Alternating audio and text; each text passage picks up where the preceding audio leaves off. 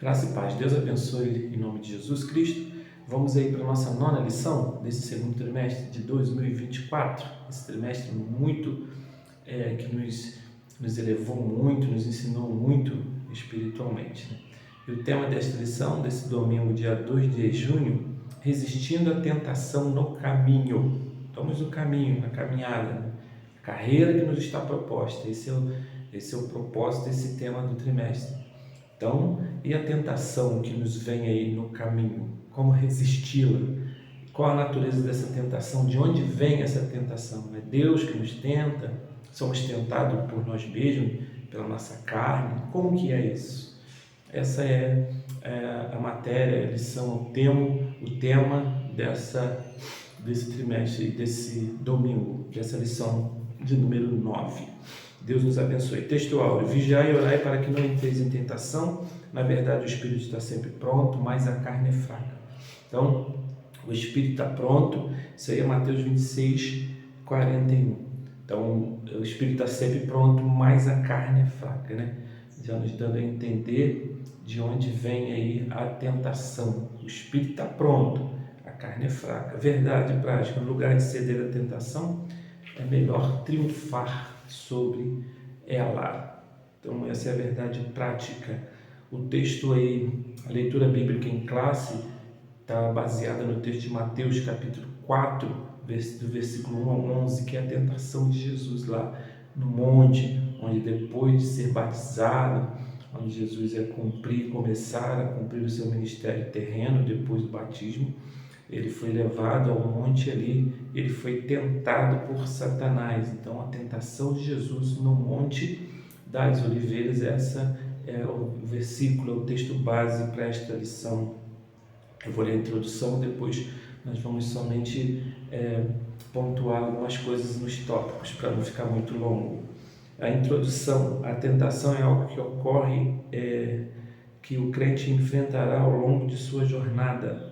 Não por acaso o Senhor Jesus nos ensinou a orar de modo que Deus não deixasse que caíssemos em tentação.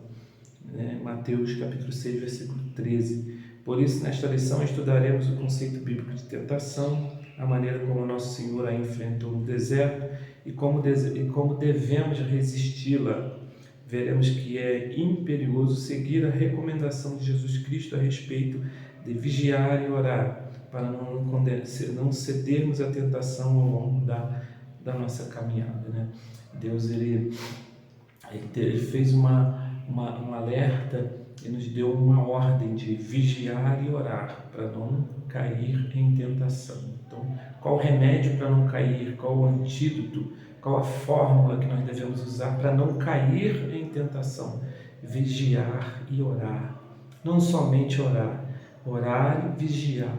Vigiar e orar, né? Até vem numa sequência de que, dando mais, talvez, muita importância a vigiar, né? Devemos vigiar e orar. Porque se orar muito e não vigiar, não vai adiantar muito, não. Então, nós precisamos vigiar acima de tudo. Por isso que vem na frente: vigiar e orar. Tem muitas pessoas que às vezes oram bastante, se aplicam muito em oração, mas não vigiam. É a mesma coisa que você juntar muita coisa, muito tesouro, e deixar num lugar onde todos podem pegar, né? Todos podem ali tomar posse. Então, vigiar é tão importante quanto, ou mais importante do que orar. Precisamos vigiar para não cair em tentação. Preste atenção, porque talvez essa seja a coisa mais importante nesta lição: vigiar. Essa ordem que Jesus deu: vigiar, estejam vigilantes, vigiar e orar, para não cair em tentação. Quanta gente, ou a maioria das vezes que nós caímos em tentação, nós pecamos, é por falta de vigilância. Concorda comigo? É por falta de vigiar, porque às vezes a gente junta, a gente ora e junta, mas não vigia. Aí vem o ladrão e rouba. Então, mais importante talvez do que orar, né, o tão importante quanto orar seria vigiar. Porque talvez, se a gente falar que mais importante que orar é vigiar, muitas pessoas vão dizer que estão vigiando e não estão orando. Então, precisamos vigiar. Orar sim, orar sem cessar. A Bíblia nos recomenda também orar sem cessar, mas oração sem vigilância não vai funcionar. Então, essa introdução fala. Aí, o primeiro tópico vai falar sobre o conceito de tentação, né? Que eu separei aqui como provação, né? No Antigo Testamento, prova, teste, e no Novo Testamento também tem essa conotação, esse significado, né? Tentação é teste, né? Provação, né? No segundo subtópico do primeiro tópico vai falar ali sobre as duas vias da tentação, que vai falar a tentação do diabo, que vem de Satanás, né? Que nos tenta, e a carne também, a própria concupiscência da carne. Tiago fala lá da concupiscência carnal, né? Aquela inclinação da carne para o pecado, que nos faz muitas das vezes cair em laços. Então, esse segundo subtópico, você acompanha aí, mas eu não vou ler para não ficar muito longo.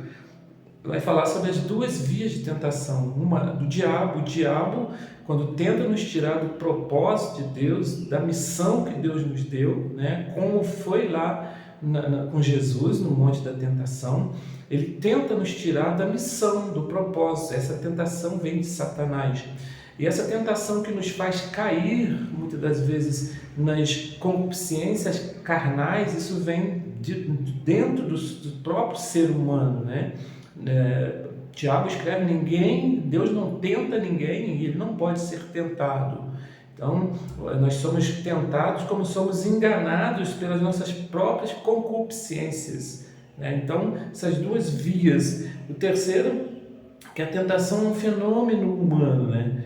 Então, quando volta a usar esse texto de Tiago, que Deus não tenta ninguém, né? Então, esse aqui, a tentação, ela parte de nós, né?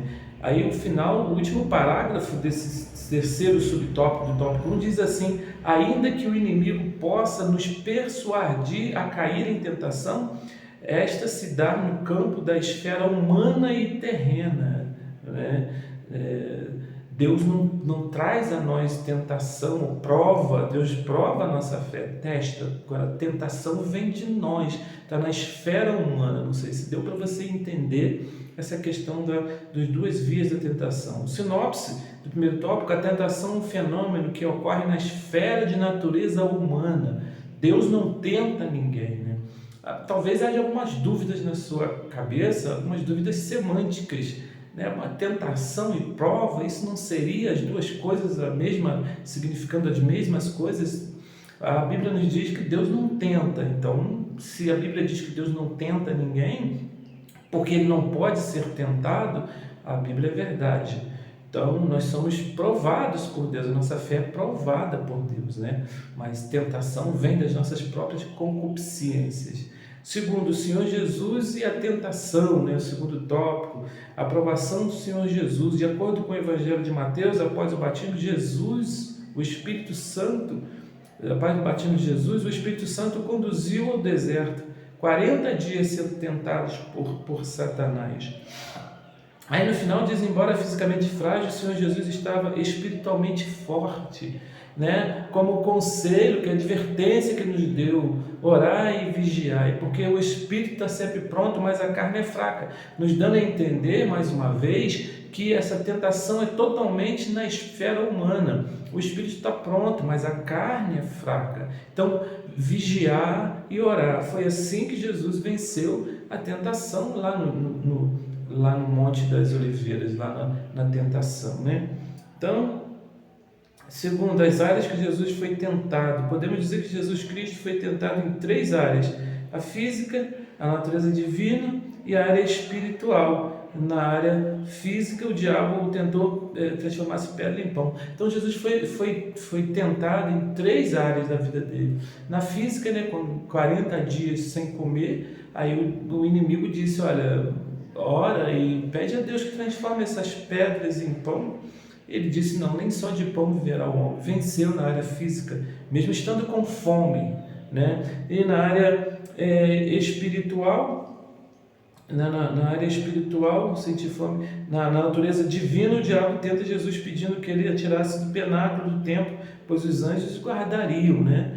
Ele pediu que Jesus se atirasse dali, né? Porque os anjos, você não é um filho de Deus, você não é o próprio Deus, mas Jesus também disse, não posso tentar, né? Não posso tentar a Deus, a Bíblia diz para não tentar a Deus, né?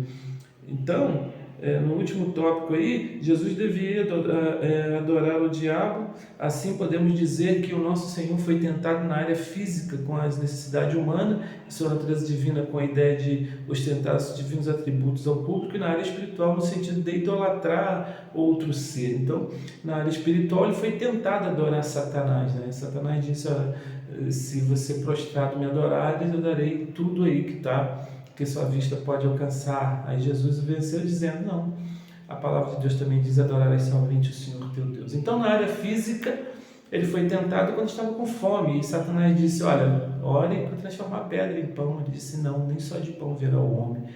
Na área divina, ele foi tentado a ostentar o seu lado divino, jogando-se do templo, como o diabo disse, lança-se do pináculo, e está escrito, darás ordens aos anjos ao teu respeito. Jesus disse, não posso tentar o meu Deus. E na área espiritual, Satanás o convidou a adorá-los, né? Se prostrado me adorares, eu darei tudo que tu vês aí. Ele disse, não, adorarás somente o Senhor teu Deus. Então, Jesus venceu com a palavra, né? Jesus venceu porque Jesus tinha orado, e Jesus vigiando, ele, que é a própria palavra, mas ele citou a palavra ali, estava sendo tentado como um homem. 3. Como Jesus venceu a tentação? Nosso Senhor venceu o diabo com a palavra de Deus. Acabei de dizer aqui, a palavra do Senhor, né? Em todas as áreas da tentação, ele responde, está escrito. Olha que importante. Em todas as áreas da tentação, ele responde, está escrito. Me faz lembrar José na casa de Potifar, né? Quando a mulher de Potifar se apresentou, se ofereceu a ele, ele disse, não vou pecar contra o meu Deus, né? Então ele sabia da responsabilidade que ele tinha como servo, filho de Deus. Então, na tentação de Jesus, ele disse, está escrito, Satanás. Em todas as áreas da tentação, ele respondeu, está escrito. Na primeira tentação, ele disse, está escrito, nem só de pão virá o homem. Na segunda, ele disse, está escrito, não tentarás o Senhor teu Deus. E na terceira, ele disse, está escrito, adorarás somente o Senhor, somente a Ele servirá. Nessa batalha espiritual contra o diabo, nosso Senhor sempre apelou para a exposição da palavra de Deus. Isso significa que ele via as Escrituras como autoridade suprema da fé e de prática, ou de fé e de prática. Assim, ao lado da oração e do jejum, conforme já estudamos, devemos vencer o inimigo e seus ardis tentadores com a palavra de Deus. E imitemos o nosso divino mestre. Gente, que lição importante!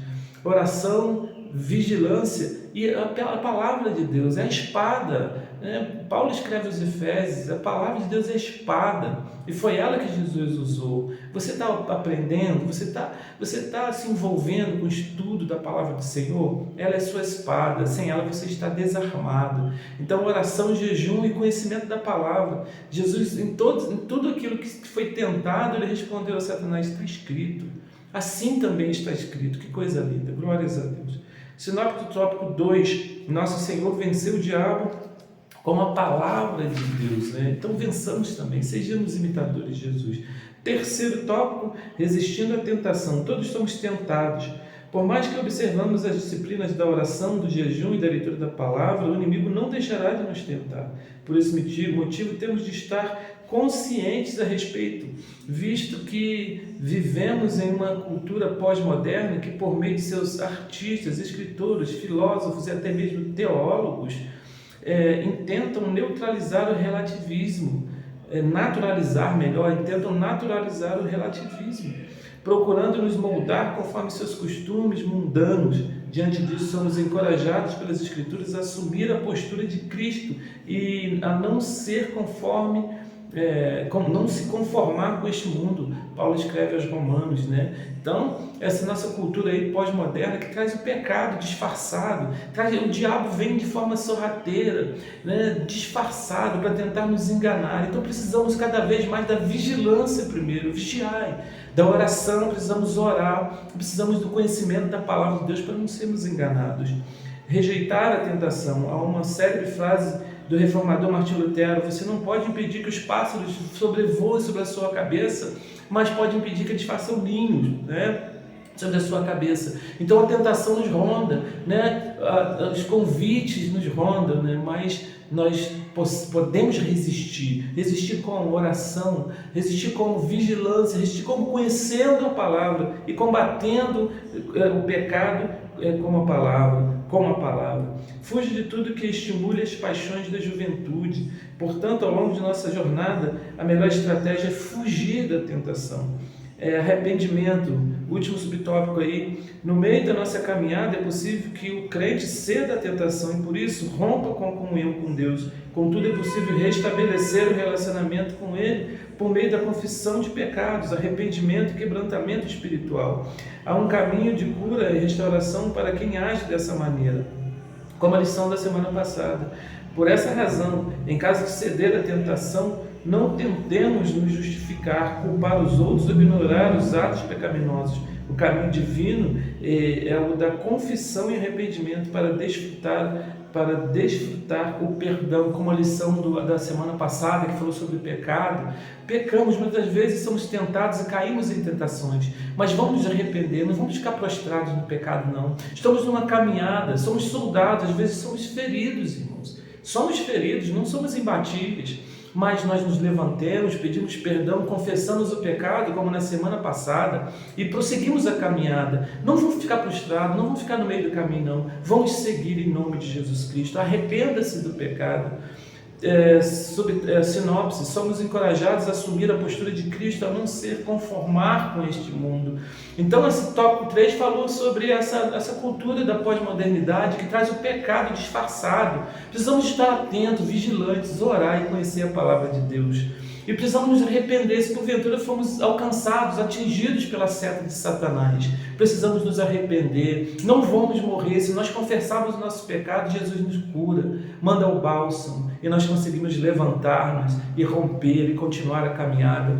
Essa lição desse trimestre nos fala a carreira que nos está proposta, irmãos. Ela é muito comum de nós sermos atingidos, mas não vamos nos prostrar, vamos nos levantar, vamos nos erguer. Jesus derrama o bálsamo e nós continuamos a caminhada. Conclusão: semelhante ao Senhor que foi tentado em tudo, mas não pecou, podemos seguir o caminho de não sermos seduzidos pela tentação. Assim podemos desfrutar mais de uma vida em santidade e comunhão com Deus.